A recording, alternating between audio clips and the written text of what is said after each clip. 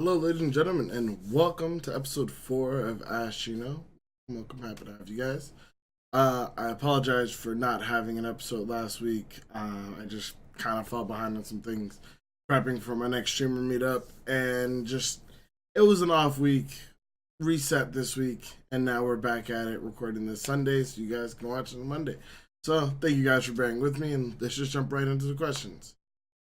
First today we've got from Boss Geekery. We have, what made you fall in love with gaming? We've got a couple of games. She actually has three questions that are kind of all like similar to each other. So I think I'll just kind of rapid fire them. First, the first of these three would be, what was the first game you fell in love with and why? The first game that I enjoyed playing as a kid was probably Super Mario. This is the very first game I can remember, Super Mario World. Really popular. I remember sitting on my kitchen counter at the house that I'm currently staying in as a little kid, and I don't remember if my brother, Kumo, as you guys may know in the chat, gave me the controller or how I got the controller. Basically, there was a little CRT or a little TV. I was like maybe 2 or 3 years old. I was super young, but not even three, I don't think. But basically, there was like a little CRT TV that was on the kitchen counter where our phone is now, and my brother gave me the controller and I started playing, and that's pretty much all I remember. I do remember it was the first world, maybe it was the second world, I can't remember. I don't know, not 100%, but it was Super Mario World 2, and like I don't know what it was about the game, but I just like I had so much fun, and like it was just a challenge for me. It was something new, something I'd never done before, and I just kind of was like love at first sight moment. Ever since then, like Super Mario's probably been like one of my favorite gaming heroes, which I'm happy Nintendo's managed to keep him going alive strong without like, him ending up like Sonic. But yeah, that's the first game I can remember falling in love with. The only other game I can think of that I enjoyed nearly as much as that would be a game that my mother got me for getting straight A's for the Christmas, the first semester of school. She got me for Christmas. They got me Kirby Superstar. I don't know if we rented that game first or how we got that game first and then we bought it, but like me and my brother basically played everything in that game. I unlocked every single like character, every single secret. This was before cheat codes. We just played it enough to figure it all out. Unlock the secret ending, the secret missions, and like everything in between. Like we did everything there was to do in Kirby Superstar, and I know that game like the back of my hand. Probably even now, I could probably still get through a majority of that game. That was like some of the first games I played on, and I guess that kind of again all of that also answers since you're hearing all this Kirby Superstar and Super Mario World that my very first games were, or my very first console would have been the Super Nintendo. We were always a Nintendo family. We ended up playing PlayStation, but always through our friends. So we had a Super Nintendo, we had a 64, we had a GameCube, and I believe the GameCube was the last major Nintendo console we bought. After which, like, I moved on to back to Vegas, and my brother stayed in Georgia, and so he ended up acquiring a PlayStation. I ended up acquiring an Xbox, and we just kind of like grew up as gamers from there, where we bought our own consoles. But up until like all of my early childhood, we always had Nintendo consoles. Didn't matter what the controllers looked like. If it was Nintendo, that's what we bought. We had Game Boys, we had Game Boy SPs, we had Game Boys Advances. We were just Team Nintendo. We still got to play a lot of the Mega PlayStation games when the PlayStation 2 era came. But yeah. Um, but if I had to say what made me love gaming at an early age when I was very young, it was just a challenge. I was a really smart kid, and it was very hard. Like I picked up things from hanging out with people older than me. Kumo is my older brother. He's about 4 years older than me, and a lot of the times I would hang out with him or play games with him. So obviously he was doing things at a much higher level than I was. When I was in first grade, he was in fifth grade.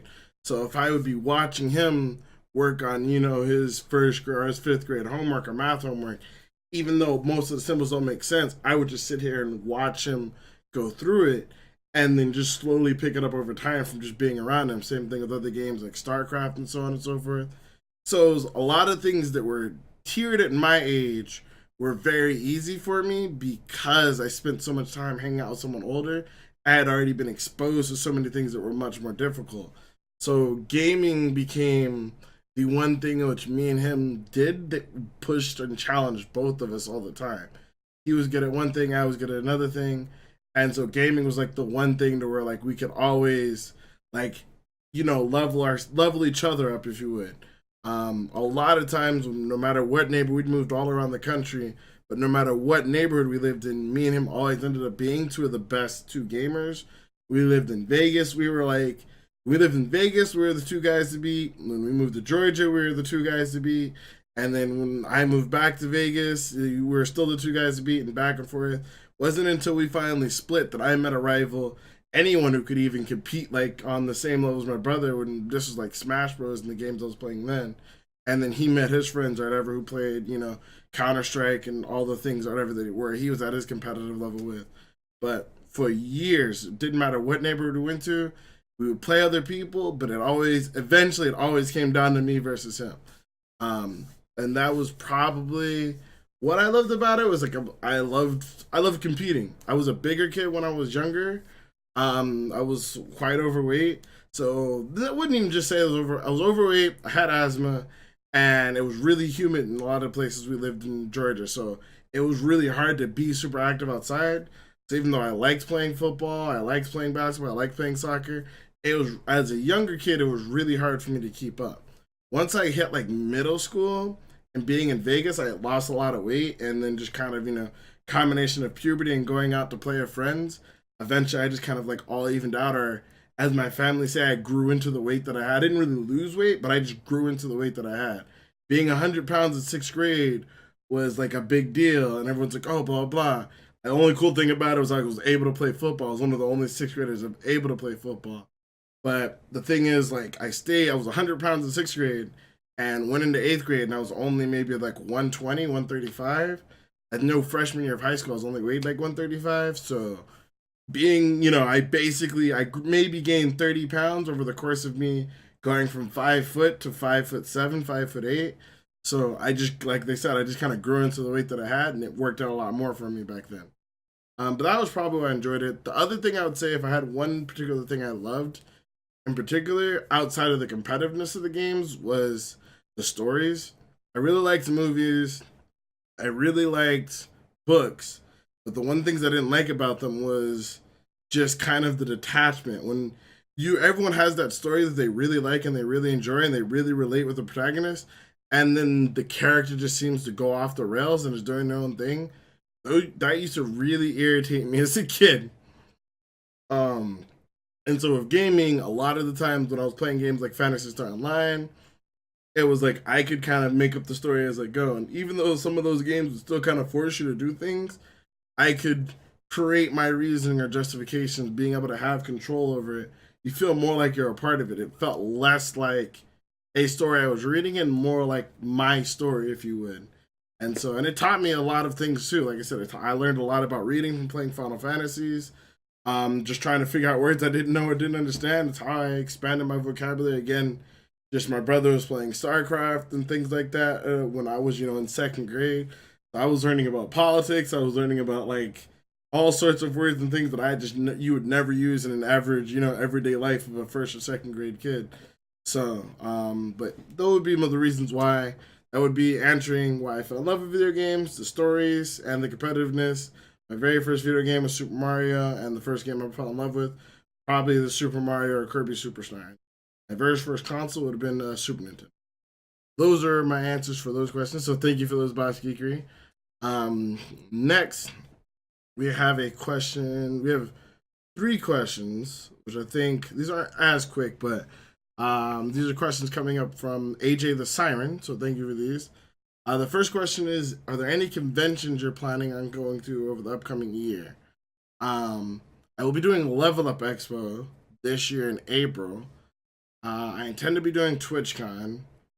Um, Depending on how growth is, if I can, my stretch goal for this year would be PAX West, PAX Australia, and TwitchCon, and then maybe to like see about maybe like PAX East and PAX South next year, and maybe even like TwitchCon EU in the following year. My ultimate goal for streaming in general is I'd like to go to all the PAXs just to be able to get to around the different parts of the country. and see people, maybe even a couple of dream hacks. And what I want to do is basically do the 4 packs. Is to do like packs South, West, East, and Australia. Go to TwitchCon, and then pick one convention abroad. So like obviously that'd be like PAX Australia, and then I'd like to do 2 anime conventions, but closer to home or where my mother lives, so I can hang out with families, whether that's MomoCon or DragonCon or something like that. I wanted to do something that somewhat closer to home so I could hang out with family. And I felt, to be completely honest, I felt a little bit detached from the anime scene. I know the Crunchyroll Expo has been pretty interesting. I'd like to help that grow into something like much better. I feel like it, in my opinion, the Vegas anime scene went to a really dark place, which is why I don't want it longer to do with, want anything to do with it. And I feel like there's still a lot of that going on. I want to be a bit more involved in the anime scene, just because I feel like when I wasn't playing video games or learning from video games, I was learning from anime. Like a lot of people like looked up to Bugs Bunny or like you know what I mean. They looked up to Michael Jordan. The people like I always looked up to or like thought after was like Goku, or even like especially when it came to fighting, a lot of the people I remembered I would like relate to or would say like would a reference when deciding whether or not I should fight was always like characters like Kenshin from Rurouni Kenshin or like Vash from Trigun. I would try to make sure that like even though I was stronger than people, I didn't necessarily like just justify that like all right I should solve this with strength. I always focused on what they did to use it to teach myself to use it as a last resort, which is why I ended up being such a smart kid. Um, but I would say along with that, one of the other things is just I don't know. I miss some things about the anime conventions. There was some bad stuff and there was some boring stuff. There's a lot of dead time, and I my one of my dreams would be to throw a badass anime convention that just has no dead time. I feel like that's probably in a sense probably worse because you have so much awesomeness happening that everybody wants to be everywhere. But I would like people to always have something to do that's enjoyable, that's like worth their time. And not to say that all these conventions do stuff that aren't worth people's times, but I feel like a lot of them, even when they do stuff that are worth people's times, they do a lot of overcharging for it, or they find ways to make it unworth their time. Like I feel like AX is a great example of this, where AX has a lot of great panels and a lot of great events going on, but to get to anything, you have to be there like an hour to 2 hours in advance. And I feel like when you're at that point, it's no longer worth your time. Like seeing the One Punch Man guys live in concert, for half an hour is dope, but not if you have to wait in 2 hours for line to see them. And I feel like that's like the greatest weakness of those conventions, and that's what I'd like to change. You were just kind of asking what conventions I'm going to, and that's kind of my thought on those conventions. But next, can I talk about the recent success of any charity live stream? Um, MatPat actually did a really, really, really good video on this. Talking about what they don't want you to know. I would highly reference that. I think it's like a YouTube. I'll even link it down in the description. It's like a YouTube video called like "What Your Favorite YouTubers Don't Want You to Know." But like just in general, like you gamers in general have like donated. I think it was like over $20 million is what we. I don't know if that was just last year, or I want to say that was just in 2018. There's like over $20 million done by like gaming YouTubers and Twitch streamers, which is just insane. The only charities I can think of recently though would be the H Bomber guy one. I know that was really big for the Mermaid program, which was basically for like it was basically I think a UK thing for like charity that supported transgender youth, and they even had like one of the big like United States senators or something come on. It was pretty crazy. Everyone's been talking about that. That would be the big thing I can think of in terms of charity. I've thought about doing charity work, and for me, it comes down to wanting it to be something that I'm passionate about. Like if I did like any type of charity work, it would maybe be for like something military, or like Alzheimer's would probably be a big thing. I do like Child's Play. Like I've talked to people like the guys behind Operation Supply Drop, who's like a gaming charity here in Vegas, or they have people here in Vegas and all that jazz. But I don't know of anything big coming up, but generally, when it comes to charity streams for me, that's kind of like my focus is I want to make sure if I'm doing it, it's for something that I'm passionate about and something I believe in. Child's Play is really cool. Make a Wish I think is really cool. Something along those lines would be really cool. Something for Alzheimer's maybe, or maybe like Operation Supply Drop, which I believe is something like essentially to my understanding what they do is they do like video game care package for like soldiers. They have like care packages like gaming setups or like mobile gaming setups that they can take with them while they're deployed and things like that. So they have downtime where they're, basically out fighting wars and all sorts of craziness. So that's something I'd probably look into. Um, but yeah, that was all I can think of for charity streams. If I had two more, I have one more from AJ the Siren, and then we have one from Facebook from the librarian. Um, AJ asked, hold on, let me see if I can't even, where did I put this one? 2 seconds. Bam. Alstritz. I can't even, I knew their name, Alstritz. They're like a CS:GO team. So yeah, that's how I felt about them. They landed like a big competition win or whatever. If I had any thoughts on that, they've been doing what I had been thinking. I've been thinking about for a long time, but they've been doing what I've been felt that like esports teams should have been doing for a long time. If you've ever heard like the behind the scenes of like a lot of these esports competitions, a lot of these players are just not very well taken care of. It would be unacceptable as much as we like want esports to get accepted. The way the treatment of these players would be unacceptable by any other professional standards. Like nobody making the money that these players make would be treated the way these players are treated. Even like I'm pretty sure like my understanding of the league, and this may have changed, but my understanding of the current League of Legends pro environment, which is probably like one of the most volatile but probably the biggest thriving market for League of Legends, would be they basically scrim 16 hours a day, no less than 5 days a week. They're traveling on Saturdays because that's when they're, or not, even if they're not traveling, they may be traveling, but they could be traveling on Saturdays because that's when they're doing their splits. They are not their basically their splits, like their regional games, like that's their weekend games. So they have their weekly match versus whoever.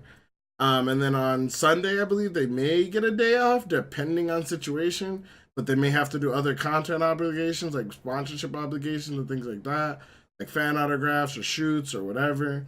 So like they're not given a lot of good free time. But on top of that, like a lot of them, like aren't necessarily eating healthy. They just kind of order whatever's there. A lot of them like aren't working out. Then obviously if they're scrimming like 12 to 16 hours a day, they're not always getting like a full night's rest and all sorts of things. And so, to my understanding from looking into this team, the big difference between these guys and like other esports teams, and this is mine, I can't speak for other like CS:GO teams, I don't follow them carefully, but comparing them to like other League of Legends team is their organization is very big on their health. So like they have a psychiatrist on staff, they have a nutritionist on staff, they have like a physical trainer on staff, and like they always make sure they get a good night rest. They make them work out. They make sure they eat well. They make sure that if they have everything going on, they have someone to talk to, things like that. And I feel like all of those things are really important, and it's something they've even quoted as like probably why they've been so dominating is they feel like it may only be like 2% here, 2% there, so on and so forth, but it's just by adding up all those little differences, they're able to perform at a much higher level, which I believe should be true. Like they look better, you know what I mean? Like they look healthier, they're working out, they're getting rest, all of those things that are all really important that I think a lot of people just essentially take for granted. Even like as myself, I take for granted at times. And it's one of the main reasons why I wanted to get into streaming. That was one of the things I thought about if I ever ran an organization. Is I thought about having like an LOL team or like, esports team of some sort. And I felt like if I had a team house, even a stream house, one of the rules would be like, yeah, yes, you work 10 hours a day, but 2 hours of that day, or, an hour of that day is going to be gym, right? Even if we work 12 hours a day, like 3 hours of that 12 hours is going to be, or, 3 hours to like say an hour and 2 hours and 15 minutes, 45 minutes to an hour each meal is going to be on like well placed space and timed out meals. Like you're having breakfast, you're having lunch, you're having dinner, you're going to the gym and working out. I was even planning on like working in some sort of like success book line where you'd have to read like, like The Slight Edge and Seven Habits of Highly Effective People and stuff like that. To where like regardless of how when you come to my team, when you leave my team, you're not just gonna be a better player, you're gonna be a better person, whatever you go out to do. Like that was like the main goal of people in my organization if I were to run one. But that's all I really know about them right now. I think they won their last big tournament, so like they're like right now undisputedly like one of the best CS:GO teams in the world. Good on them. I hope more teams adopt their practices due to their success and try to emulate their success by adopting their practices, by having nutritionists and making sure they're well taken care of and things like that. Because, like I said, the way from what I've understood about League of Legends players, a lot of those guys leave those houses or leave those teams, and they may have had like 6-figure contracts or whatever, but like they don't know how to drive, they don't know how to cook, they don't know how to do their own laundry. And I'm like, don't get me wrong, they probably shouldn't have left home without being able to do these things. But it's understandable if they went, straight from 18, or some of them I think are even young as 16 at times. But if they went straight from 18, maybe 20, 21, 22, and like, but went straight from school to street or, League of Legends full time, I can understand how they not have those things. But in my head, I'm like, if they're not learning those things at home, then it's your organization's job to like teach them that. Like, you know what I mean? Like, help them learn their taxes. It's all bad. Like obviously, a lot of it's done because they just kind of want to take advantage of players. Not all of them, but I mean that's probably a part of it too. But that's just a rough place to be. We have one last question, and we'll try to keep this under 25 minutes. The last question is, what is your last experience renting or checking something out? Whether it be Blockbuster, a library, or whatever. Or I guess what was your last or what was your average experience? I can't remember my last experience. I'll be honest with you. I know I checked out like a game. I want to say I think I rented. I want to say maybe The Last of Us. I think I rented The Last of Us from Redbox. The last thing I for sure rented. But when I went to Blockbuster, it was pretty much only really to pick up anime. There are rare occasions I think I went for games. Like I know we got the first Smash Bros at a movie gallery when it came out. We had like moved and some stuff was happening. We had our 64, and me and Kumo were holed up in a hotel for like a week or two due to like our water pipes busting back in Alabama, and so we just played like Smash Bros nonstop. The very first Smash Bros for like 2 weeks. We unlocked everything. We played it back and back. But usually if I went to a Blockbuster though, my experience was always there was to go get anime. Like literally no matter what state we were in, when I was visiting, when we would go to visit our sister, when we like whenever we were like, all right, we're gonna take you guys to a movie gallery or Blockbuster, it was always see what anime they had. And I remember my very first experience of this was actually as a kid. I went by myself. My dad took me. I don't remember what Kumo was doing. He was doing his own thing. But my dad took me, and I went to go check on anime. And the anime I had picked up was Ranma One Half. It was my very first time. They had tape VHS 1 and VHS 2, or Volume 1, Volume 2. So I saw like the first 4 episodes of Ranma One Half. And that was an experience. Did not expect Homeboy to turn into a girl. I thought it was a really great show, super funny. One of my one of my favorite animes of all time. I enjoy the hell out of it. That was still just a super interesting story, but it was a lot of what I was not expecting as a kid, because I want to say I was maybe 3rd or 4th grade at the time. So that would have made me maybe 10, 11, 12, somewhere around there, like somewhere between 10, 11, and 12. 6th grade was 06. Right? I'm not gonna try to do that math on the top of my head. I'll end up miscounting, looking stupid for the video. But yeah, always when I went to rent stuff, always anime. First one was Ranma One Half. I saw a lot of great anime that way though. Ninja Scrolls, Ghost in the Shell. Spriggan is one that I don't hear about a lot. It was an anime movie. Look it up sometimes. It was interesting. I don't remember how good it was, but there was some good stuff there. But either way, that's gonna do it for today's episode of Ask Shino. Thank you guys for asking all your questions and submitting them. If you guys have any questions, please feel free to leave them in the comments down below. Or you can tweet them at me with the hashtag Shino. Post it on my Facebook or post it in the Discord. Links to all those things will be down below. But until next time, ladies and gents, my name is Shino. I'm your gaming ninja. And I'll see you guys later. Deuces.